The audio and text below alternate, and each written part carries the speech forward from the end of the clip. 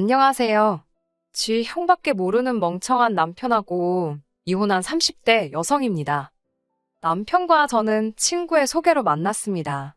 소개팅을 하게 된 계기는 제가 먼저 친구에게 여자를 소개해 줬거든요. 소개팅을 하고 온 친구 말이 자기가 꿈에 그리던 이상형이랍니다. 그러면서 은혜를 갚겠답시고 자기도 소개팅을 해주겠다더군요. 그러더니 지금의 남편을 소개해 주었지요. 이미 이혼한 사이라서 남편이라고 부르기는 싫지만 그래도 일단은 편의상 남편이라고 부르겠습니다. 아무튼 처음에 친구가 소개팅 이야기를 꺼냈을 때 저는 그러지 않아도 된다고 괜찮다고 몇 번이고 사양을 했어요.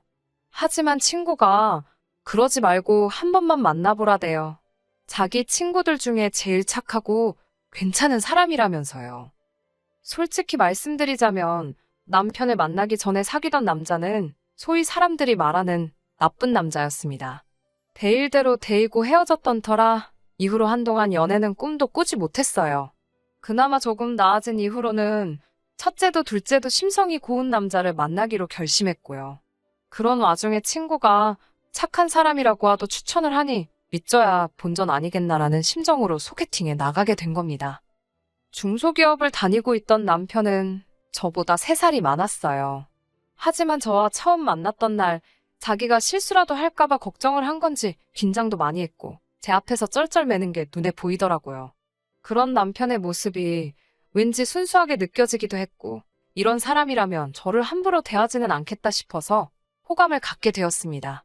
게다가 막상 대화를 나눠보니 어쩔 줄 몰라 하던 태도와는 별개로 또 남자다운 면도 있었고 시간이 어떻게 가는 줄 모르겠더군요. 이후로 남편의 주도하에 저희는 두세 번 더 만나게 되었습니다. 그리고는 한 달쯤 지났을 무렵 남편이 저와 정식으로 교제해보고 싶다고 고백을 해왔네요. 결혼하기 전 저희는 1년 정도 연애를 했는데 이 세상에 장점만 있는 사람이 어디 있겠어요? 모든 것이 완벽해 보이던 남편에게도 단점이 하나 있었습니다. 그건 바로 눈치가 없다는 점이었지요. 눈치가 없다 보니 사람 속 터지게 하는 일이 종종 있었고 때로는 이기적으로 느껴지기도 했습니다. 하지만 지내다 보니 이것도 적응이 되어서 나중엔 웬만한 건 그냥 그러려니 넘기게 되더라고요. 솔직히 말씀드리자면 같이 살면서 제가 고쳐놓을 수 있을 줄 알았네요. 오만했던 거지요. 저희는 양가 식구들의 축복 아래서 부부의 연을 맺게 되었습니다. 한동안은 신혼의 달콤함을 만끽하며 행복한 하루하루를 보냈지요. 하지만 결혼하고 반년이 좀 지났을까요? 남편이 달라지기 시작하더군요. 아침마다 걸핏하면 회사에 가기 싫다고 그냥 관두면 안 되냐고 그러질 않나. 퇴근한 남편의 낯빛은 말 그대로 하얗게 질려있기 일쑤였는데 괜찮냐고 물으면 이러다 죽을지도 모르겠다는 무서운 말을 하질 않나. 처음에는 어려운 일을 맡기라도 한 건가?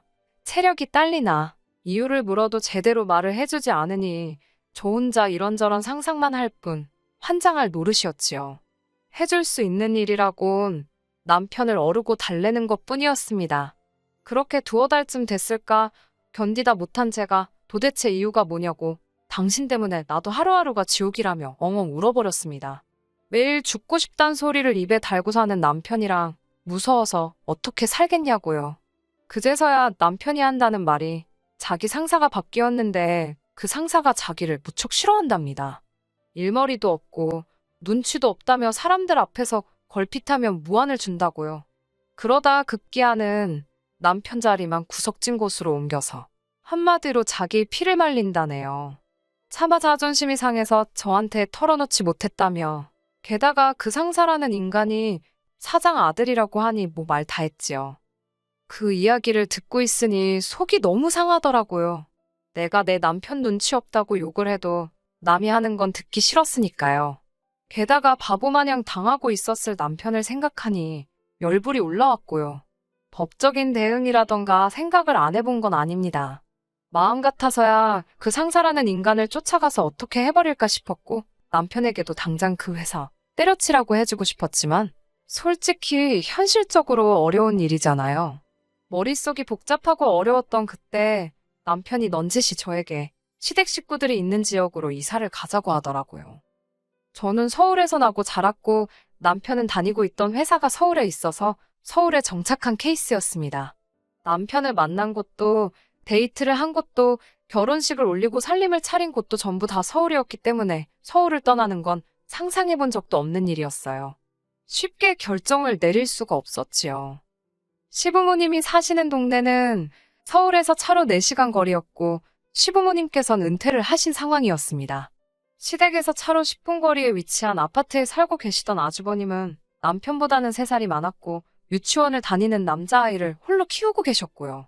남편은 회사 생활로 인해 사람들에게 환멸을 느낀다며 자기를 생각해주는 사람들이 있는 곳에서 지내보고 싶다고 저를 졸랐습니다. 당시 저는 프리랜서 작가로 일하고 있었기 때문에 사실 어디 살아도 크게 문제될 건 없었지만 그래도 줄곧 서울 생활만 했으니 지방으로 내려가는 게 내키지는 않았고 결국엔 싫다고 했습니다. 하지만 남편은 저에게 시간을 갖고 생각해보라며 저를 설득하고 기다리더라고요. 저 하나만 생각한다면 정말 내려가기 싫었지만 하루가 다르게 얼굴은 말라가는 남편을 보고 있자니 죄책감이 들더군요. 저는 고민 끝에 남편에게 혼자 내려가서 지내보는 건 어떻겠냐 물었습니다. 저는 친정에 가 있으면 된다고 먹고 사는 거야 뭐 둘 다 버는데 그럭저럭 할 만하지 않을까 싶었거든요. 하지만 남편은 어떻게 부부가 떨어져 지내냐며 그건 절대 안 될 일이랍니다. 저랑 같이 가고 싶다며 이번만 양보해주면 자기가 평생 저에게 잘하고 살겠다대요. 울지만 않았지. 애걸복걸 매달리는 남편을 보고 있으니 짠하기도 하고 결국 승낙하고 말았지요. 내려와서 한 일, 2주는 짐 정리도 하고 집도 꾸며보고 그러느라 이래저래 정신없이 시간을 보냈습니다. 집 이야기가 나와서 말이지만 이사 온 아파트는 아주버님과 같은 아파트 단지로 동만 달랐습니다. 단지가 작아서 걸어서 3분이면 닿는 엎어지면 코 닿을 거리였지요. 저는 아주버님과 가깝게 살고 싶은 마음은 솔직히 추호도 없었습니다. 하지만 시기상으로 맞는 전세 매물이 하필 아주버님이 사는 아파트 단지에 있어서 어쩔 수가 없었네요. 처음에는 컴퓨터가 핑계였습니다. 아무래도 제가 작가로 일을 하다 보니 업무용 컴퓨터도 있고 또 만일의 상황을 이해 여분의 컴퓨터도 두고 있거든요. 어쩌다 그 이야기를 아주버님께서 듣게 되신 건지는 모르겠지만 아주버님께서 당신 아들, 그러니까 시조카가 컴퓨터가 필요한데 당신 집에는 없다며 저희 집에 몇 차례 찾아왔었어요. 매번 시조카를 데리고 왔는데 애가 얼마나 극성맞던지 한시도 눈을 뗄 수가 없었습니다. 올 때마다 물이며 주스며 쏟아대는 건 예산일이고 자기 뜻대로 안 되면 울어버리기 일쑤였지요. 제가 원래도 가뜩이나 아이들을 별로 좋아하지 않는데 예의 없는 시조카의 행동에 미쳐버릴 것만 같더라고요. 한편 남편은 남편대로 고향에 내려와서 사는 게 몇 년 만인지 모르겠다며 자기가 없는 사이에 너무 많은 게 바뀌었답니다. 그걸 핑계로 주말마다 아주버님과 어딜 가기가 일쑤였지요. 가는 거야 좋습니다만 꼭 저에게도 같이 가길 원했어요. 저는 집에서 쉬고 싶은데도 제가 안 가면 시조카가 서운해한다는 게 이유였네요. 거의 그런 식으로 2달 가까이 시간을 보냈습니다. 그뿐만이 아닙니다. 남편은 걸핏하면 저녁 식사 시간에 아주버님네와 시조카를 집으로 초대했습니다. 밥은 여럿이서 먹어야 맛이 좋다면서 그렇게 저희 집에서 고기도 구워 먹고 보쌈도 해 먹고 살림하는 분들은 이해하실 거예요. 하다못해 친정 식구가 와다가도 어쨌든 손님인지라 오기 전으로 해야 할 일이 얼마나 많은지 말이에요. 하물며 시댁 식구는 어떻겠어요. 남편이랑 둘이 식사를 한다 치면 있는 밑반찬에 간단히 먹어도 될 것을 상의도 없이 아주버님과 시조카를 불러대는 남편 때문에 매번 불고기다, 제육볶음이다, 내가 무슨 참모도 아니고 화가 다 나더라고요. 게다가 시조카가 절 좀 따른다 싶으니까 아주버님이 은근슬쩍 시조카를 저희 집에 두고 가기 시작했어요. 아주버님 말로는 시조카가 저희 집에서 자고 싶어 한다고 울고짜고 난리라며 그놈의 한 번만 소리를 어지간히 해대더라고요. 한 번은 아주버님께서 저희 남편을 불러내 밤새도록 진탕술을 마시기로 했다며 제 의사와는 상관없이 시조카를 저희 집에 두고 가신 적도 있어요. 그때는 시조카는 아무런 잘못이 없는데도 불구하고 애도 꼴배기가 싫을 지경이었지요. 막말로 먹고 사는 게 바쁘고 힘들어 부탁을 해오는 거면 저도 이렇게 화가 나지는 않았겠지만 저한테 시조카를 떠넘겨놓고 매번 놀러나 다니는 걸 알고 있었으니 저도 마음을 굳게 쓰기가 어려웠어요. 정말이지 내가 지금 이게 뭐하는 짓인가 싶더라고요. 결국 견디다 못한 제가 남편에게 아주버님도 시조카도 제발 그만 오게 하라고 치닥거리 하는 거 너무 힘들다고 하소연을 했습니다. 이사 온 지 반년도 안 됐는데 내가 너무너무 힘들고 피곤해서 못 살겠다고요. 하지만 남편의 반응은 한마디로 제가 유난이고 생색이라는 식이었습니다. 우리도 어차피 식사는 해야 하는 거 아니냐며 수저랑 젓가락 하나씩만 더 놓으면 되는 건데 왜 그런 걸로 이렇게 나를 세우냐입니다. 누가 언제 저더러 고기 반찬 해서 올리라고 했냐며 그냥 있는 반찬에 한 끼 차려줘도 고마워할 거라네요. 하지만 제 입장에서 시댁 식구한테 있는 반찬에 고추장이나 비벼줄 수 있겠어요? 남편이 눈치고 센스고 물 말아먹은 건 알고 있었지만 깝깝하더라고요. 뿐만 아니라 시조카에 대해서도 그 나이 때 애들은 원래 뛰어다니고 그러는 게 맞다면서 제가 그럼 나더러 계속 이렇게 살라는 거냐니까 필요하면 형제끼리 서로 도울 수도 있는 건데 제가 너무 선을 긋는답니다.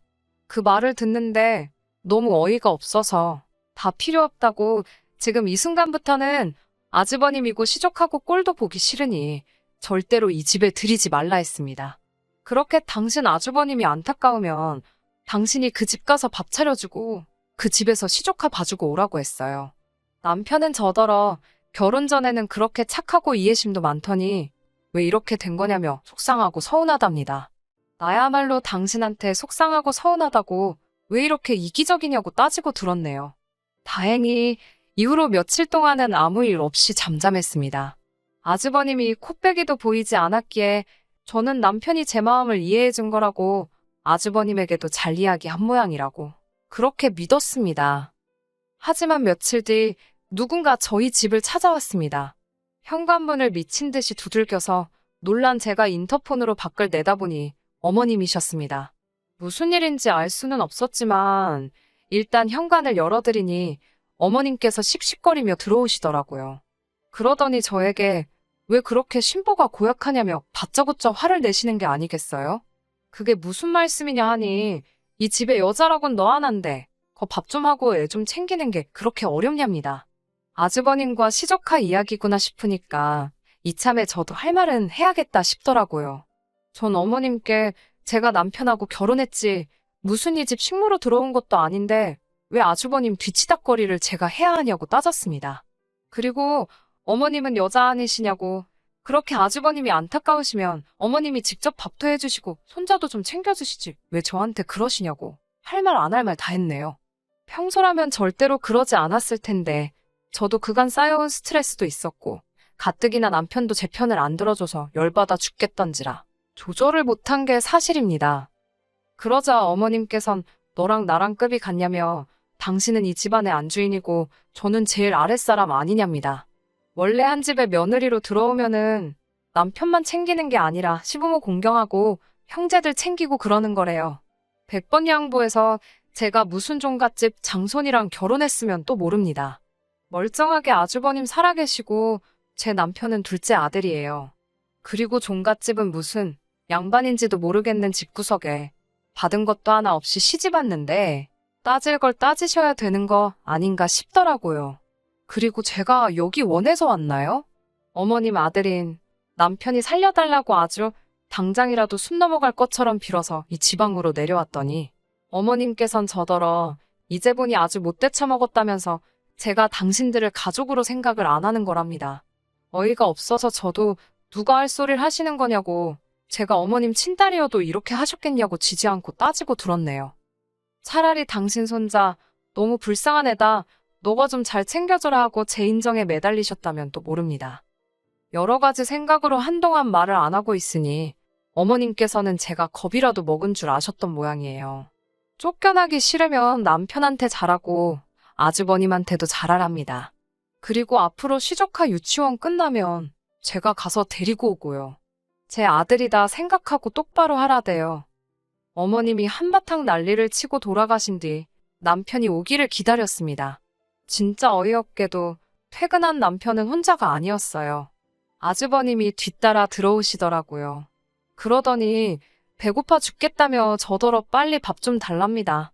제가 밥도 없고 라면도 없다. 댁에 가서 드시라고 했어요. 그러자 아주버님께선 저더러 치사하다며 어머님이 왔다 가셨다는데 아직 정신 못 차렸나 보네. 어이가 없어서 방금 뭐라고 했냐고 다시 말해보라 했습니다. 그러자 아주버님께선 남편더러 넌 마누라 교육도 똑바로 못 시키냐고 한심한 자식이라고 그러는 거예요.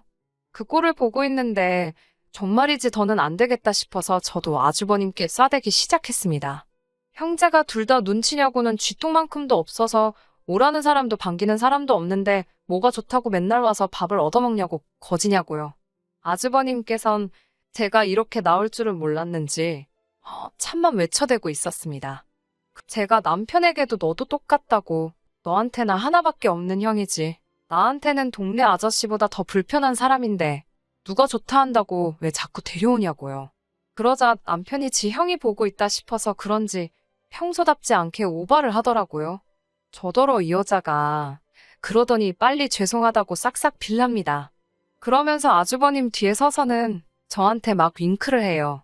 지랑 나랑 무슨 작전이라도 짜는 것 마냥 그 꼴을 보고 있는데 한심하기 짝이 없더군요. 저는 남편더러 왜 윙크를 자꾸 하냐고 하지 말라고 무안을 주고는 이혼하자 했습니다. 내가 이건 뭐 두 집 살림을 하는 것도 아니고 이런 총구석에 와서 식모살이 할 일 있냐고. 그제서야 아주버님도 분위기가 심상찮다는 걸 알았는지 슬금슬금 꽁무니를 빼더라고요. 어차피 아주버님보다 가운데서 아무 말도 못하고 있던 남편하고 끝장을 봐야겠다 싶었기에 가든 말든 내버려뒀어요. 아주버님이 완전히 떠난 걸 확인한 남편이 저더러 도대체 왜 그러냐입니다. 요새 어머님 아버님 곁에서 형님한테 의지하며 사니까 사람 살 만나고 좋은데 저더러 왜 심술을 부리냐는 거예요. 저도 남편에게 하소연을 했어요. 적당히 거리 좀 두고 사는 게 그렇게 힘든 일이냐고. 하지만 남편은 제 이야기에는 관심이 없었고 오로지 아주버님이 마음 상했을 것만 신경 쓰는 눈치였습니다. 자기를 얼마나 한심하게 봤겠냐며 저더러 일단 전화라도 걸어서 사과 좀 해달래요. 그렇게 또 처음 여기에 내려오자고 저를 조를 때처럼 애걸복걸하는 남편의 모습을 보자. 이 사람은 눈치도 없고 이기적인 데다가 철딱서니까지 없구나. 이런 사람을 믿고 평생을 어떻게 사나 싶더군요. 이혼에 대한 결심이 확실해지는 순간이었네요.